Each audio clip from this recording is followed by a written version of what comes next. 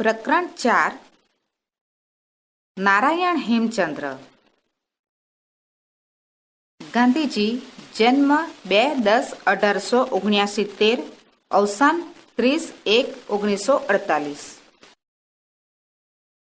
આપણા રાષ્ટ્રપિતા ગાંધીજી મોહનદાસ કરમચંદ ગાંધીનો જન્મ પોરબંદરમાં થયો હતો. રાજકોટ તેમજ ભાવનગરમાં અભ્યાસ કર્યા પછી ઇંગ્લેન્ડમાંથી બેરિસ્ટરની પદવી મેળવી હતી. વકીલાતના વ્યવસાય માટે આફ્રિકા ગયા. ત્યાં ભારતીયોના હક્કોના રક્ષણ માટે સત્યાગ્રહનો આરંભ કર્યો. આફ્રિકાથી ભારત આવ્યા. ભારતમાં સ્વાતંત્ર્ય આંદોલનોનું નેતૃત્વ લીધું. અસ્પૃશ્યતા નિવારણ તેમજ ખાદી અંગે રચનાત્મક કાર્યો કર્યા. હરિજન, નવજીવન, યંગ ઇન્ડિયા પત્ર સામાયિકોનું લેખન સંપાદન કર્યું. એમનું જીવન જ પ્રજાજીવનનો સંદેશ દસ્તાવેજ બની રહ્યો. હિન્દ સ્વરાજ ખરી કેળવણી, કેળવણીનો કોયડો, નીતિ નાશને માર્ગે, ત્યાગમૂર્તિ અને બીજા લેખો તેમના નોંધપાત્ર પુસ્તકો છે. તેમને સત્યના પ્રયોગો અથવા આત્મકથાનો વિશ્વની ઘણી ભાષાઓમાં અનુવાદ થયો છે. તેમના સઘળા લખાણો ગાંધીજીનો અક્ષરદેહ નામની ગ્રંથ શ્રેણીમાં સંગ્રહાયા છે.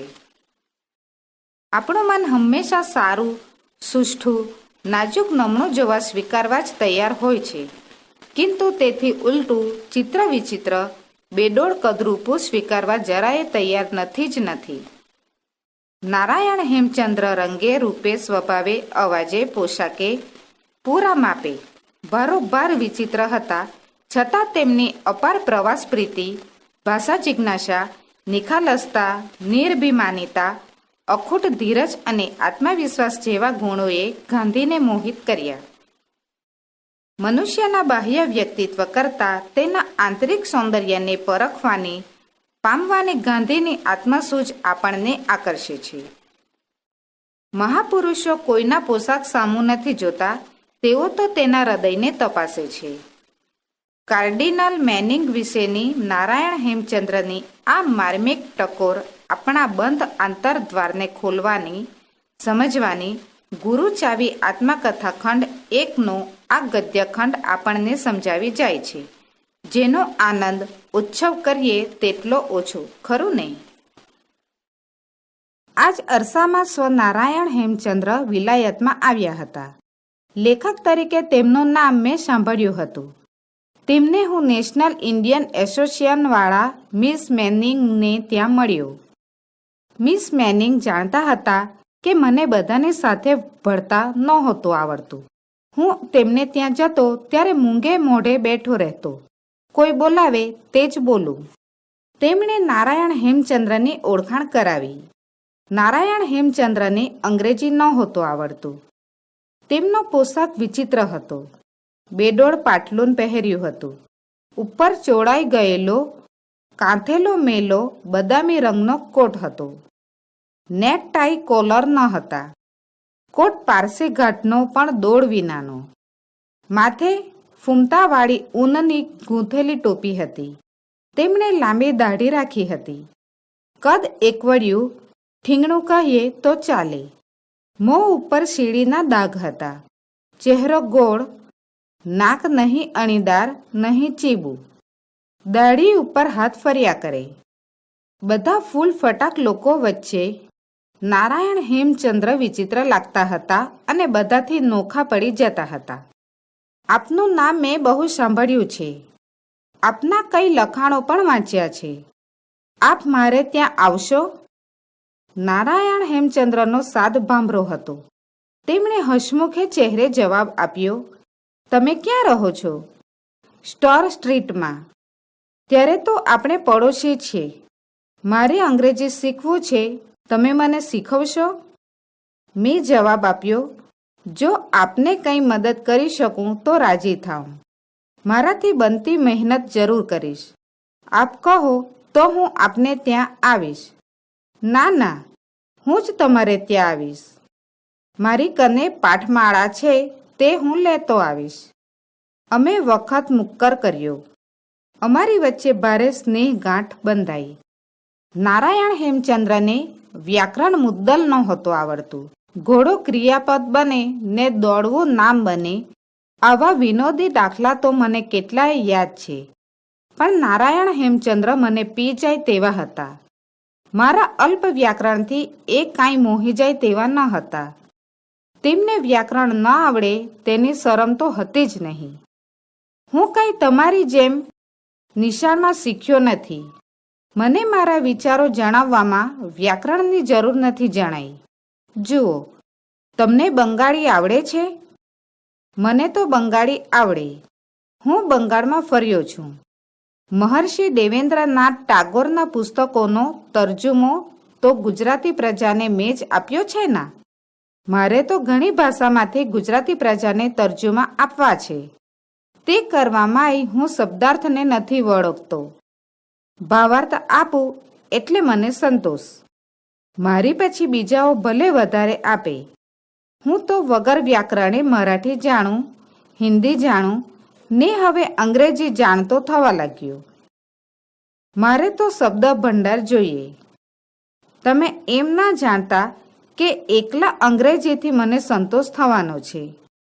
મારે તો ફ્રાન્સ જવું છે ને ફ્રેન્ચ પણ શીખી લેવું છે. હું જાણું છું કે ફ્રેન્ચ સાહિત્ય બહોળું છે. બનશે તો જર્મની પણ જઈશ ને જર્મન ભાષા શીખી લઈશ. આમ નારાયણ હેમચંદ્રની ધારા ચાલતી જ રહી. ભાષાઓ જાણવાનો અને મુસાફરી કરવાનો તેમને લોભ અપાર હતો. ત્યારે તો તમે અમેરિકા જવાના જ. જરૂર, એ નવી દુનિયા જોયા વિના હું પાછો જાઉં કે? પણ તમારી પાસે એટલા બધા પૈસા ક્યાં છે? મારે પૈસાનું શું કામ? મારે ક્યાં તમારા જેવી ટાપટીપ કરવી છે? મારે ખાવું કેટલું ને પહેરવું કેટલું? મારા પુસ્તકોમાંથી કંઈક મળે છે તે અને થોડું મિત્રો આપે તે બસ થઈ જાય. હું તો બધે ત્રીજા વર્ગમાં જ જનારો રહ્યો. અમેરિકા ડેકમાં જઈશ. નારાયણ હેમચંદ્રની સાદાઈ તો તેમની પોતાની જ હતી. તેમની નિખાલસતા પણ તેટલી જ હતી. અભિમાનનું નામ નહોતું. પોતાની લેખક તરીકેની શક્તિ વિશે જોઈએ તેના કરતાં પણ વધારે વિશ્વાસ હતો. અમે રોજ મળતા. અમારી વચ્ચે વિચાર તેમજ આચાર સામ્ય ઠીક હતું. બંને અન્નાહાર કરનારા હતા. બપોરના ઘણી વેળા સાથે જમીએ. આ મારો અઠવાડિયાના 17 શિલિંગમાં રહેવાનો ને સ્વયં પાક કરવાનો કાળ હતો. હું કોઈ વેળા તેમની કોટડીએ જાઉં તે કોઈ વેળા મારી કોટડીએ આવે. હું અંગ્રેજી ઢબની રસોઈ કરું, તેમને દેશી ઢબ વિના સંતોષ ન જ વળે. દાળ જોઈએ જ. હું ગાજર ઇત્યાદિનો સૂપ બનાવું તેથી મારી દયા ખાઈ. તેમણે મગ ક્યાંકથી શોધી કાઢ્યા હતા. એક દિવસ મારે સારું મગ રાંધીને લાવ્યા ને મેં અત્યંત સ્વાદથી ખાધા. પછી તો અમારે આવી આપલે કરવાનો વહેવાર વધ્યો. હું મારી વાનગી તેમને ચખાડું ને તે મને પોતાની ચખાડે. આ સમયે કાર્ડિનલ મેનિંગનું નામ સૌને મુખ્ય હતું. ગોદીના મજૂરોની હડતાલ હતી. જ્હોન બર્ન્સ અને કાર્ડિનલ મેનિંગના પ્રયત્નથી હડતાળ વહેલી બંધ થઈ. કાર્ડિનલ મેનિંગની સાદાઈ વિશે ડિઝરાયલીએ લખ્યું હતું તે મેં નારાયણ હેમચંદ્રને વાંચી સંભળાવ્યું. ત્યારે મારે તો એ સાધુ પુરુષને મળવું જોઈએ. એ તો બહુ મોટા માણસ રહ્યા. તમને કેમ મળશે? હું બતાવું તેમ. તમારે મારે નામે કાગળ લખવું. હું લેખક છું એવી ઓળખાણ આપજો. તેમના પરોપકારી કાર્યનો ધન્યવાદ જાતે આપવા મારે મળવું છે એમ લખજો. ને એમ લખજો કે મને અંગ્રેજી વાત કરતા ન આવડે તેથી મારે તમને દુભાષિયા તરીકે લઈ જવા પડશે. મેં એવા પ્રકારનો કાગળ લખ્યો. કાર્ડિનલ મેનિંગનો જવાબ 2-3 દહાડામાં એક પત્તામાં આવ્યો. તેમણે મળવાનો સમય આપ્યો. અમે બંને ગયા. મેં દસ્તુર મુજબ મુલાકાતી કપડાં પહેર્યા. નારાયણ હેમચંદ્ર તો જેવા હતા તેવા જ. એ જ કોટ ને એ જ પાટલુન. મેં વિનોદ કર્યો. તેમણે મને હસી કાઢ્યો ને બોલ્યા, તમે સુધરેલા બધા બીકણ છો. મહાપુરુષો કોઈના પોશાક સામું નથી જોતા, તેઓ તો તેમના હૃદયને તપાસે છે. અમે કાર્ડિનલના મહેલમાં પ્રવેશ કર્યો. મકાન મહેલ જ હતું. અમે બેઠા કે તરત એક શુકલકડી બુઢા ઊંચા પુરુષે પ્રવેશ કર્યો. અમારી બંનેની સાથે હાથ મેળવ્યા. નારાયણ હેમચંદ્રને આવકાર દીધો. મારે આપનો વખત નથી લેવો.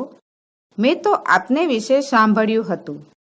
આપે હડતાળમાં જે કામ કર્યું તેને સારું આપનો ઉપકાર માનવો હતો.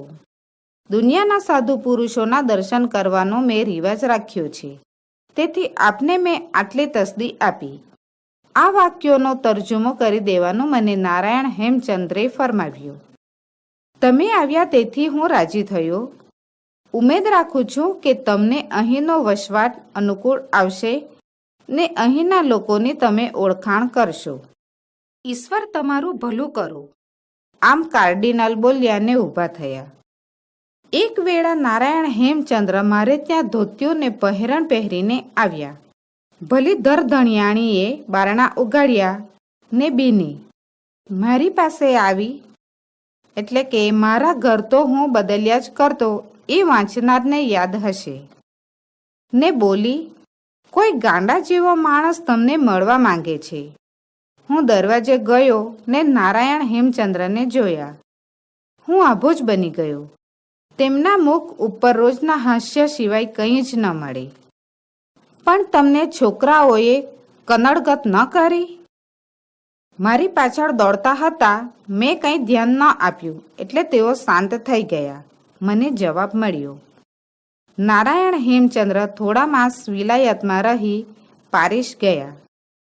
ત્યાં ફ્રેન્ચ અભ્યાસ આદર્યો ને ફ્રેન્ચ પુસ્તકોના તર્જુમા શરૂ કર્યા. તેમનો તર્જુમો તપાસવા પૂરતું ફ્રેન્ચ મને આવડતું હતું, તેથી તે જોઈ જવા કહ્યું. મેં જોયું કે તે તર્જુમો ન હતો, પણ કેવળ ભાવાર્થ હતો. છેવટે તેમણે અમેરિકા જવાનો પોતાનો નિશ્ચય પાર પાડ્યો. મુસીબતે ડેકની કે ત્રીજા વર્ગની ટિકિટ મેળવી શક્યા હતા. અમેરિકામાં તેમને ધોતિયું પહેરણ પહેરીને નીકળ્યા ને સારું અસભ્ય પોશાક પહેર્યાના તહોમત ઉપર પકડવામાં આવ્યા હતા. મારું સ્મરણ એવું છે કે પાછળથી તે છૂટી ગયા હતા.